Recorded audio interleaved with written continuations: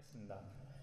일렉션 코인은 그냥 C++ 바이너리였어요. 그래서 이런 뭐 ICO의 뭔가 테마가 된, 그리고 우리가 뭐 코인의 테마가 된 이런 문제였는데 사실 그거와는 큰 관계가 없었던 문제고요. 리버스 엔지니어링 그리고 폰어블 섹션에 포함된 문제였고, 어떤 리모트 어드레스 하나가 주어지고 그다음에 파일 하나가 주어지는 그런 문제였습니다.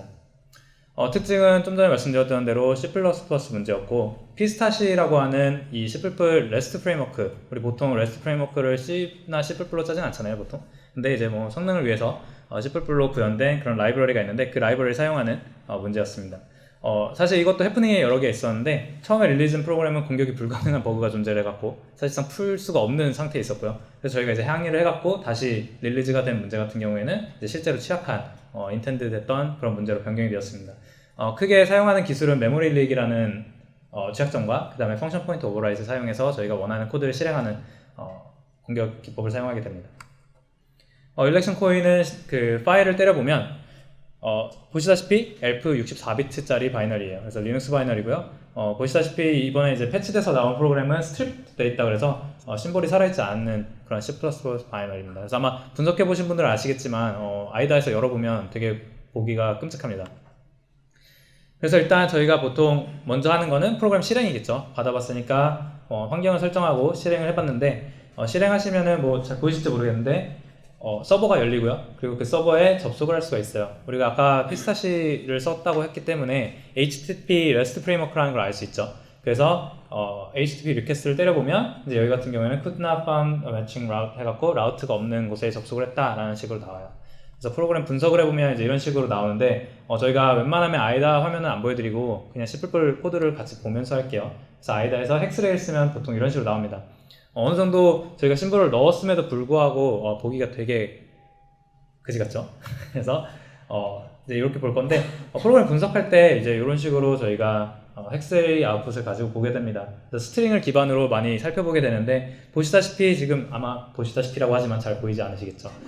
저기 초록색으로 된 스트링에 뭐라고 되어 있냐면 /API /v1 /election name 어쩌고저쩌고 이런 식으로 있어요. 즉 API 서버였던 거죠. 그래서 제가 아까 그냥 메인 페이지를 갔을 때 아무런 HTML이나 이런 것들이 나오지 않고 라우트가 없다라고 나왔던 이유 중에 하나는 API 서버고 특정 라우트만 설정이 되어 있는 API 서버였던 거예요. 그래서 여기서 알 수 있는 것들은 이 아래에 8888 포트로 열리는 어떤 HTTP 서버다라는 걸 알 수 있고요. 그리고 각각이 API 라우트를 지정하는 코드가 담겨져 있고, 그리고 각 API를 처리해주는 핸들러들이 있겠죠. 그래서 그 핸들러들이 함수로 넘어가게 됩니다. 그리고 여기서 프로그램 이제 분석을 계속하면, 기본적으로 저는 이제 정적 분석을 통해서 어느 정도 프로그램을 이해를 한 다음에 그게 내가 맞는지, 그 이론이 맞는지 테스트를 하기 위해서 동적 분석을 같이 진행하게 됩니다. 그래서 정적 분석으로 저희가 지금 방금 봤던 거는 이런 API 엔드포인트들이 있고, 그 API 엔드포인트에다가 우리가 어떤 리퀘스트 날렸을 때 무엇을 할까가 궁금해지니까 바로 그 정확한 API 엔드포인트에 보내보니까 어떤 결과값이 나오죠. 그래서 그런 식으로 확인을 하면서 지나갈 수 있고요. 그래서 프로그램의 큰 그림을 또 이해하는 것들이 중요합니다. 각각의 세세한 내용들을 이해하는 것이 중요하지만, 취약점을 찾기 위해서는 전반적인 흐름, 그리고 어떤 기능들이 있는지, 그리고 어떤 기능을 구현할 때 실수를 할 수 있는지를 알아봐야겠죠. 그래서 이거 같은 경우에는 보니까 투표를 할 수 있는 거예요. 투표를 관리하고 또 로깅하는 API를 제공하는 서버고요. 근데 특이하게 이제 이름에서도 나왔듯이 일렉션 코인이잖아요. 그래서 가상화폐를 전달해 갖고 투표를 할 수 있는 그런 시스템을 모사해 놨습니다. 그래서 여기 이제 투표를 뭘 투표하냐라고 하면 이제 뭐 중요하진 않지만 베스트 CTF 팀이 누구냐 이거를 투표하는 거고요. 그래서 가상화폐를 던져갖고 그 특정 팀에다가 투표를 할 수 있습니다. 그리고 로깅된 그런 트랜잭션들을 기록하는 기능을 가지고 있고요. 그래서 기능적으로 봤을 때 일렉션 리스트는 어떤 투표소를 보여주지 않고 0으로 다 치환한 어떤 투표 이벤트 리스트를 반환을 하고요. 그리고 뭐 네임, 스테터스 이런 여러 가지 API들이 있어요. 그래서 이거는 사실 크게 중요하지 않습니다. 이 중에서 중요한 거는 가상화폐를 우리가 투표로 변경한다는 점. 그래서 어떤 가상화폐 내가 뭐 1비트코인을 이 팀에다가 투표합니다 하면은 그게 실제 투표 수로 변경된다는 거. 그리고 그걸 하기 위한 API가 있고, 그 보팅을 하기 위해서 API가 있고, 그 변경을 하는 함수가 따로 있다는 것만 알고 넘어가면 됩니다. 그래서 포스트 밸럿이라고 하는 일렉션 클래스에 있는 함수가 있는데, 이게 이제 실제로 어떤 보트라는 API 함수에 들어와서 내가 투표를 하겠다라고 어떤 데이터를 던져주면 처리하는 함수예요. 이건 사실 투표 수를 더하는 작업만 하고요.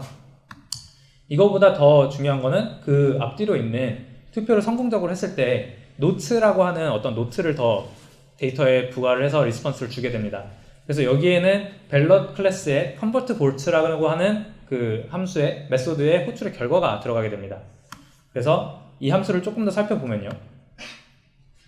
코드가 여기서는 좀 보이네요. 네, 보시다시피 여기에는 이제 어떤 우리가 잠시만요. 네, 들어온 보트가 어떤 코인이었냐, 비트코인으로도 할 수 있고요, 도지코인으로도 할 수 있고, 또 이더리움을 보낼 수도 있어요. 그래서 세 가지의 타입이 있는데 그 세 가지의 인덱스에 따라서 어떤 컨버트 보트라는 함수를 불러야 될지에 대해서 나뉘게 됩니다. 그래서 커런시에 따라서 알맞은 익스체인지 클래스의 서브 클래스로 되어 있는 컨버트 커런시라는 메소드를 호출하게 되는데, 크게 익스체인지 클래스는 네 가지가 존재합니다. 디버그 익스체인지, 비트코인 익스체인지, 그리고 도지코인 익스체인지, 이더리움 익스체인지. 근데 이 중에서 보시다시피 디버그 익스체인지에 대한 코드는 없어요. 그렇죠? 디버깅 용도였기 때문에 빠져 있는데, 이 디버그 익스체인지가 왜 굳이 코드에 삽입이 됐는지에 대해서는 조금 이따 설명하도록 할게요. 이 프로그램 전체적으로 봤을 때 이 취약점의 종류라든가 그런 트리거하는 방식들, 이런 것들이 사실상 문제를 위한 문제였기 때문에 그렇게 좋은 문제라고는 할 수는 없어요. 그래서 왜 그런지 한번 알아보도록 하죠.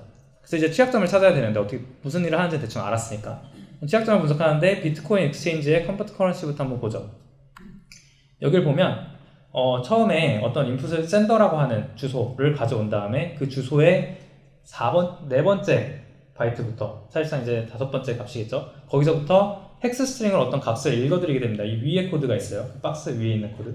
그래서 그걸 갖고 와서 타겟 어드레스라는 것을 저장을 하는데 그런 다음에는 샌더 주소의 형식을 간단하게 검증을 합니다. 예를 들어서 비어있지는 않은지, 그리고 뭐 1로 시작을 하지 않는지, 아니면 3으로 시작하지 않는지, 아니면 혹은 BCD1이라는 스트링이 없는지, 이런 것들이 만약에 검증이 실패하게 되면 invalid sender라는 오류를 리턴하게 되고요. 그걸 패스하게 되면 이제 보내려고 하는 어마운트, 그러니까 비트코인의 숫자가 0보다는 작진 않은지 혹은 0은 아닌지 비교를 하게 돼서 그것도 invalid 리턴을 하게 됩니다. 그게 다 통과를 했다면 이제 조금 전에 보셨다시피 노트가 우리가 궁금한 거잖아요. 그 어떤 데이터를 추가적으로 리스폰스를 주는 거니까 그 노트의 데이터가 사실상 이 버퍼라는 것에 기록이 됩니다. 그래서 버퍼는 뭐냐면 총 얼마만큼의 비트코인을 환전했는지에 대한 내용을 출력해주는 스트링이에요. 그래서 타겟 어드레스, 여기 같은 경우에는 코드 보시면 타겟 어드레스 아까 위에 저장해놨던 있죠. 그거를 uint64 포인터로 형 변환을 한 다음에 캐스팅을 한 다음에 그거를 참조해서 그 안에 들어있는 값을 출력하게 됩니다. 그래서 뭐 굳이 왜 이런 일을 하는지 모르겠지만 취약점을 위한 취약점이라고 하는 게 이런 겁니다. 그래서 헥스리로 보면 조금 더 정확한데요. 어떤 스트림에다가 지금 저희가 이제 그 버퍼 리턴할 버퍼에다가 뭘 하냐면 B21이라고 하는 어떤 그 주소를 액세스, 디레퍼런스하는 별표로 디레퍼런스해서 참조해서 그 안에 있는 값을 가져오는 거를 하게 됩니다. 자, 그렇게 된다면 이런 저희가 예제 코드를 짜봤는데 이쪽은 파이썬이에요. 그래서 이 익스플로이트 코드는 아직 익스플로이트는 아니지만 이 코드를 실행하기면 어떻게 될까요? 비트코인 익스체인지에다가 비트코인에 맞춰서 보냈을 때, 자, 우리가 아까 봤던 거는 보터가 이제 샌더 어드레스거든요. 그 샌더 어드레스에 지금 1000이라는 어떤 숫자를 넣었어요. 왜? 이 주소는 1로 시작을 하거나 뭐 3으로 시작하거나 BC1이라는 숫자가 들어있으면 일단 밸리드한 거잖아요. 그렇기 때문에 1이라는 숫자 그냥 넣어줬어요. 거기다가 첫 번째 바이트로. 그 다음에 우리가 아까 봤듯이 처음 4바이트는 건너뛰고 5번째 바이트부터 타겟 어드레스로 카피를 하죠. 그래서 여기에 1000에서 패딩을 해주고 이제 4바이트가 쓰였고 5번째 바이트부터는 우리가 뭘 하냐면 어떤 어드레스, 우리가 읽고 싶은 의미의 어드레스를 여기다 넣어주는 거예요. 헥스로. 아까 헥스로 읽어드렸죠. 헥스 스트링으로. 헥스로 넣어주고 이거를 그대로 실행을 해봤어요. 리퀘스트를 보내봤어요. 그랬더니 디버거에서 보면은 이제 크래시가 나는데 왜 크래시가 나냐면 RCX에서 어떤 거를 읽으려고 하는데 폴팅 애드레스가 0x41414141이라는 에러가 나면서 터져요. 그래서 RCX에 무슨 값이 있나 봤더니 0x41414141 이렇게 들어가 있죠. 그 0x41414141은 우리가 애드레스로 여기에 지명을 해줬던 값이랑 일치하게 됩니다. 그래서 이거는 뭘 뜻하냐면 우리가 주어준 그 주소에 들어있는 그 메모리 주소를 주어주면 그 주소에 들어있는 값을 가지고 와서 읽을 수 있는, 그리고 그 안에 들어있는 값을 리턴해주는 역할을 하게 됩니다. 그래서 사실상 메모리 리드의 취약점이 여기서 발생을 하게 되고요. 그리고 두 번째 취약점을 한번 살펴보죠. 이거는 도지코인 익스체인지에 똑같은 컨버트 커런시라는 함수에 들어있습니다. 여기서도 마찬가지로 맨 위에 샌더 5번째 바이트부터 헥스 스트링으로 값 두 개를 읽어드려요. 이번엔 하나가 아니고. 그래서 하나는 타겟 어드레스라는 변수에 저장을 하고요. 하나는 타겟 밸류라는 변수에 저장을 하게 됩니다.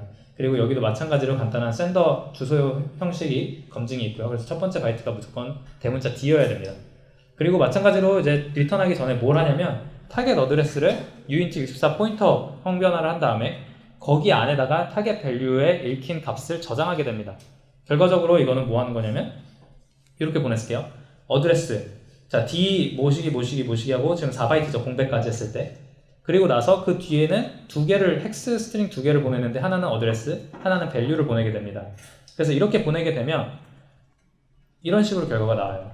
그래서 인스트럭션 크래시 나는 인스트럭션을 보면 어떤 RCX가 가리키는 메모리에다가 RCX 뭘 가리키죠? 0x414141 가리키죠. 가리키는 메모리에다가 RAX를 저장하고 있어요. 그렇죠? move 인스트럭션이니까. 근데 42424242네요. RAX는. 즉 우리가 원하는 밸류를 원하는 주소에다가 써주는 작업을 하는 함수예요. 그래서 결과적으로 arbitrary memory write이라고 하는 우리가 원하는 주소에 원하는 값을 쓰는 그런 취약점을 여기서 트리거할 수 있습니다.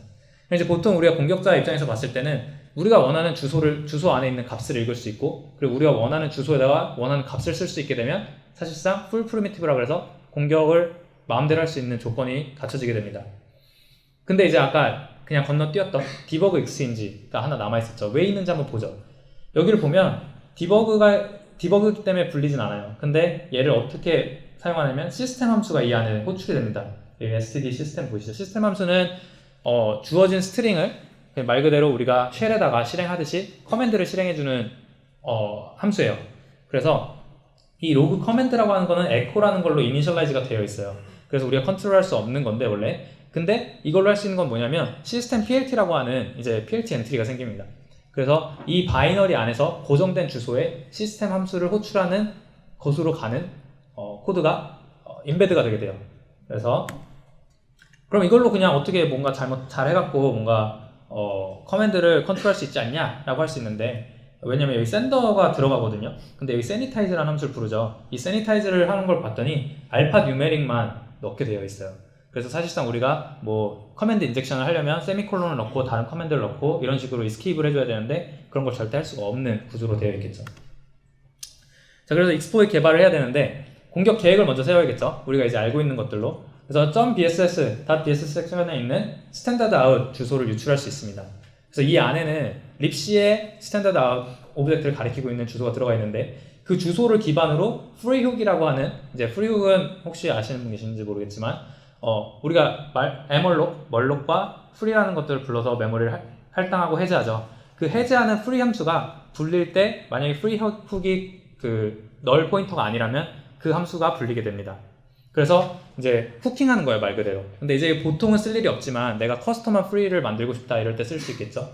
그래서 freehook 주소를 계산해서 그게 libc에 어디 저장되어 있는지 알아낸 다음에 그 안에다가 시스템 PLT 아까 우리 시스템 부르기 위해서 시스템 주소가 들어있겠죠. 저희 바이너리 안에. 그래서 그거를 덮어 써줍니다. 그렇게 되면 free 할 때 어떤 그 free of x라고 했을 때 호출이 될 텐데 공격이 성공한 다음에는 우리가 free hook을 어떤 시스템 주소로 바꿨기 때문에 free의 x가 아니라 이제 system of x가 되게 됩니다. 그래서 x를 컨트롤할 수 있으면 우리가 원하는 커맨드를 마음대로 실행할 수가 있게 되겠죠. 그래서 x의 내용을 그럼 어떻게 컨트롤하냐가 다음 질문이 되게 됩니다. 그래서 C++의 뭐 is 스트림이나 아니면 베이직 스트림 같은 경우에는 자동으로 우리가 동적 할당이 되고 그 다음에 함수가 리턴할 때나 이 레퍼런스가 사라질 때 자동으로 해제가 되게 됩니다. 그 해제가 될 때 free가 불리게 되겠죠. 그래서 결과적으로 우리가 넣은 입력값을 담은 버퍼의 메모리가 해제가 됨으로써 그 안에 있는 내용을 컨트롤할 수가 있게 됩니다. 그럼 익스플로이트 개발은 우리 BSS 섹션에 있는 std 주소를 유출하는 걸로 먼저 시작한다 그랬죠. 그거는 아까 우리가 얻었던 메모리 리드 취약점으로 하면 됩니다.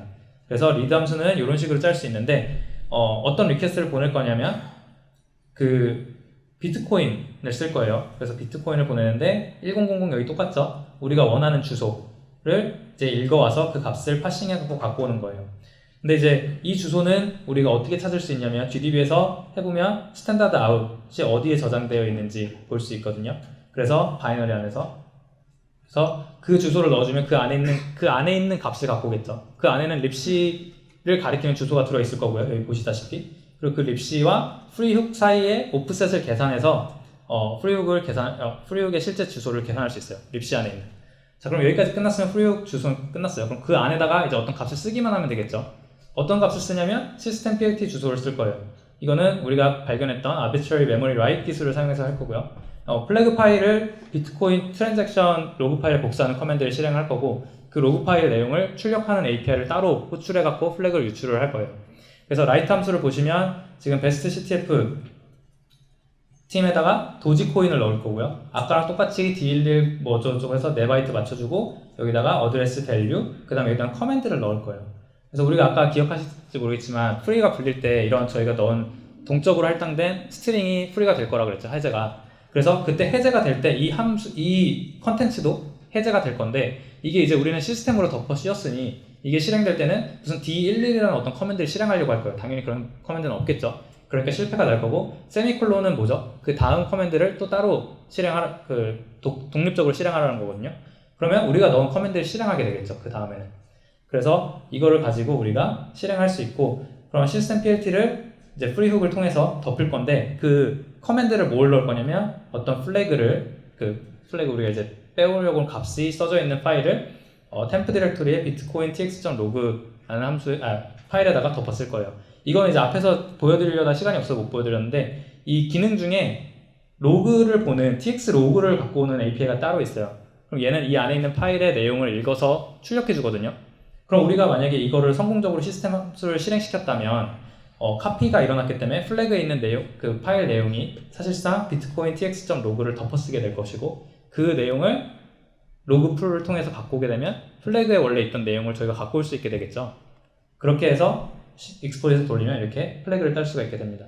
자, 그럼 여기서 이제 질문이 하나 있을 수 있어요. 시간이 별로 없기 때문에 질문이 있을 수 있는데, 그러면 차라리 그냥 리버스 쉘이나 이런 거에서 쉘 따서 우리가 그냥 ls 하고 cat 해갖고 읽으면 되는 거 아니냐 할 수 있었는데, 뭐 저희만 그랬는지 모르겠는데 이때 해당 서버에서는 외부로 접속하는 네트워크에 연결이 되지가 않던 상태였어요. 저희는 모르겠어요. 그래서 이거보다는 그냥 파일, 어차피 기능을 주어주니까 로그 파일에다가 옮긴 다음에 그 로그 파일을 유출하는 방식으로 데이터를 빼오는 방법을 선택했습니다. 네, 그래서 여기까지가 이 문제의 정리입니다.